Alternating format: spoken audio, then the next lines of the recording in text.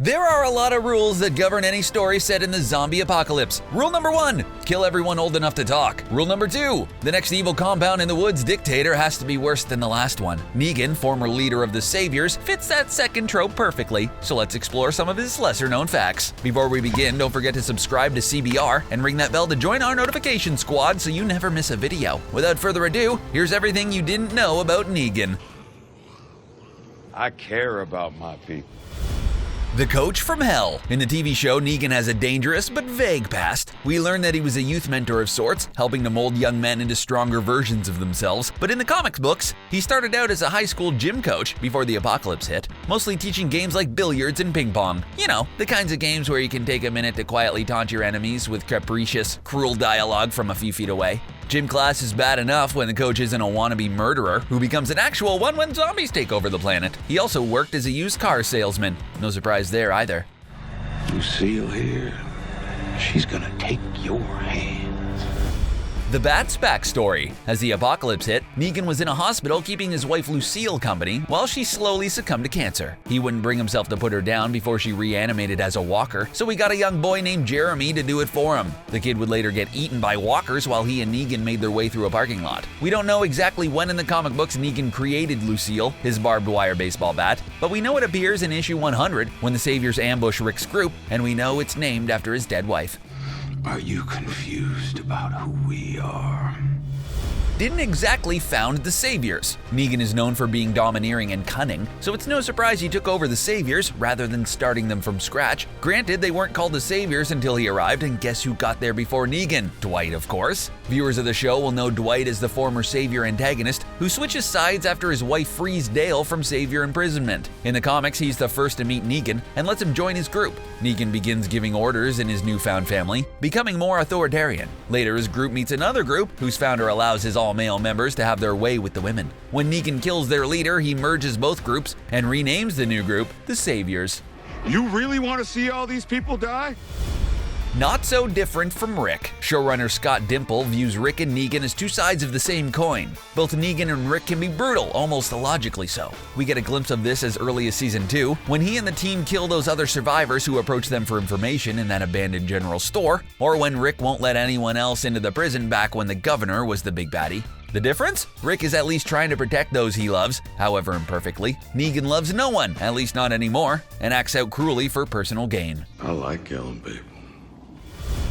More curse words in the comics. American self-censorship on television is a strange thing, but you better not use any curse words. HBO or Starz can get away with it because you need a specific paid subscription for those, but AMC is a normal cable channel. That's why AMC was forced to tone down Negan when they converted him from the comics to the TV screen. In the comics, it's practically an F-bomb every other word. Not that we need that in the show for Negan to be a threatening, compelling bad guy anyways. The new Grand Negus!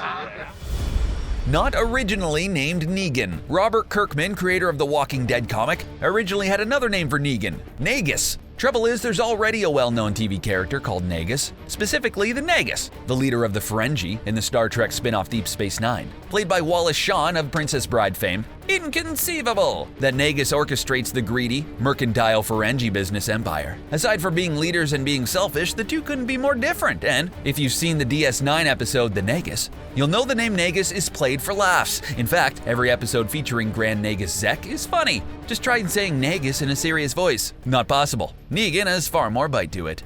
TV doesn't get any better than this, so don't move. Based on Henry Rollins. Henry Rollins is a punk rock legend. His band was anti-establishment enough to make the band genuinely punk, but without being too obscure. Anyway, the point is, Walking Dead illustrator Charlie Adlard based Negan on the stage presence of Henry Rollins. Rollins has a very plain style matched with a pissed-off attitude, a punk demeanor without any of the wacky hairstyles or band patches, and, like Jeffrey Dean Morgan who plays Negan, Rollins is also a comedian. Henry Rollins even auditioned for the role but was narrowly beaten out by Morgan. You really want to piss me off? Negan, Carl, and the comics. Goodbye, Carl. You can't blame Chandler Riggs for ditching The Walking Dead to broaden his career. Carl's death was a lot more than Tasha Yar's on Star Trek, so let's hope his career does better than Denise Crosby's did. Anyway, in the comics, Carl and Negan actually have a weird father-son relationship. After apprehending the young Grimes, Negan tries to be sorta nice to the kid. He even lets him hold his bat Lucille if he promises to be good. Well, that dynamic was given to Daryl, a TV-only Walking Dead character, leaving Carl to remain by his dad's side in the show. Probably for the best, though it would have been interesting to see Negan try to convert Carl into savior material. But you just took a hell of a hit.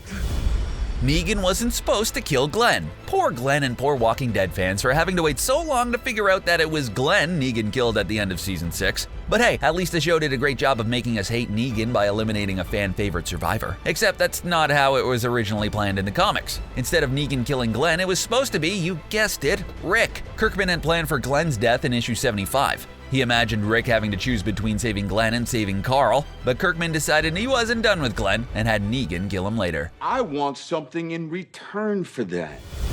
Jeffrey Dean Morgan almost quit acting. Jeffrey Dean Morgan is a brilliant actor. He can be funny and sadistic at the same time. That's why he was great as the comedian in Watchmen, a character whose behavior is anything but funny. He's also Sam and Dean's dad on CW's Supernatural, but before Supernatural, he almost quit acting completely. Why? Because of a bad experience appearing in an episode of Star Trek Enterprise. Most Trek fans generally hold this show in low regard, for good reason. It just kinda sucks. But to think of it almost drove Morgan out of acting is downright scary. Almost as scary as Negan himself.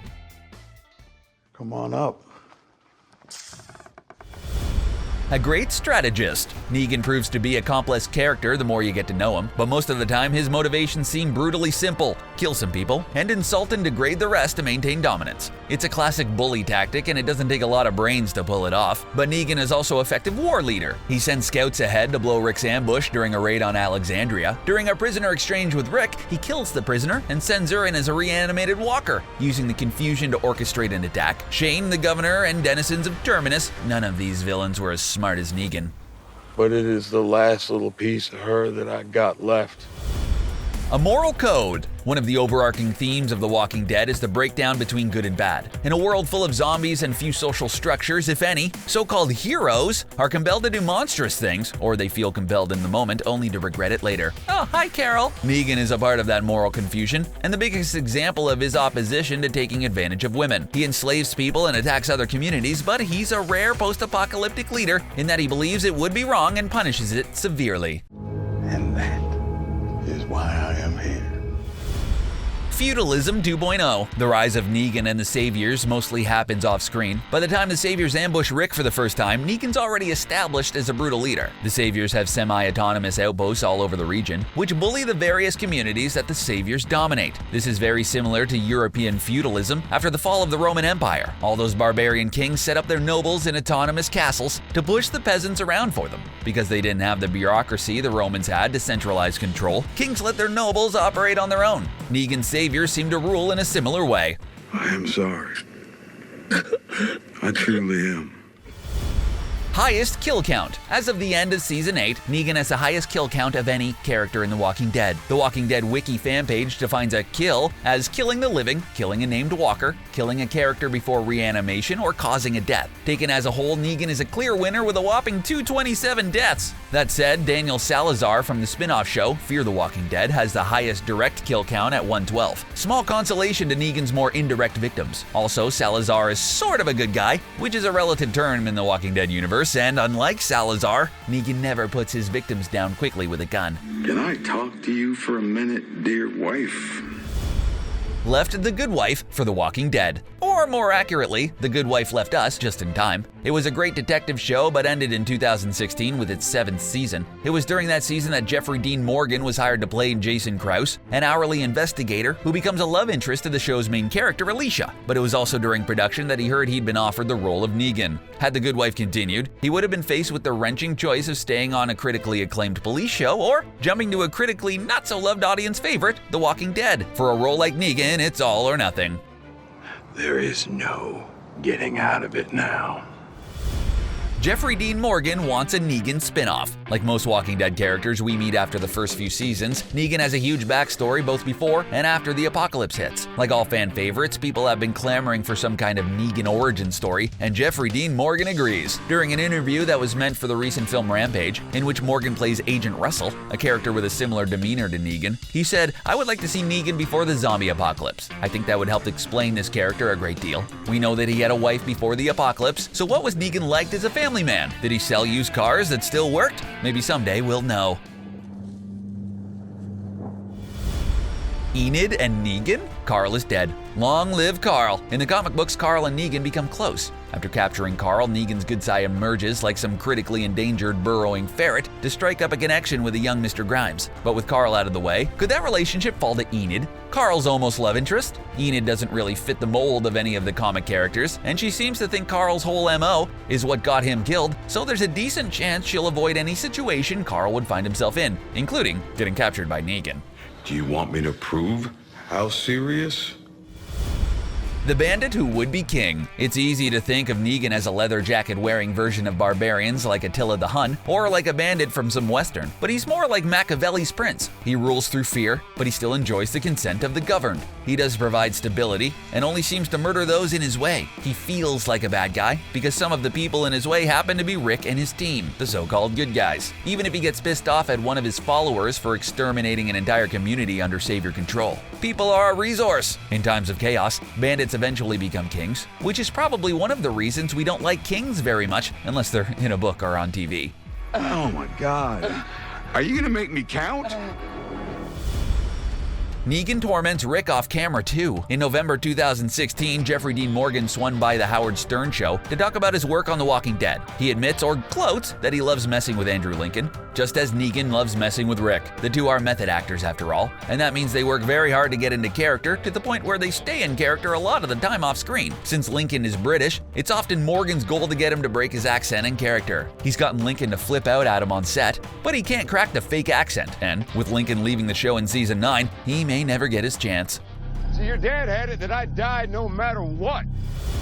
Still alive in the comics. Negan's been around for a while now. He's the show's longest reoccurring bad guy thus far, and he probably won't die anytime soon because in the comics, he's still alive. Granted, he's been captured by Rick and Michonne, locked away for years. During his captivity, he's grown a long beard for himself. Recent interviews of Morgan coming off of season 8 show him with a similarly long beard, which suggests that the show won't depart from Negan's comic storyline and kill him off. But Negan may have also changed into an ally. The war with the Whisperers, dangerous survivors disguised as walkers, is coming. A less sadistic Negan might end up helping Alexandria fight them off. Now look at him.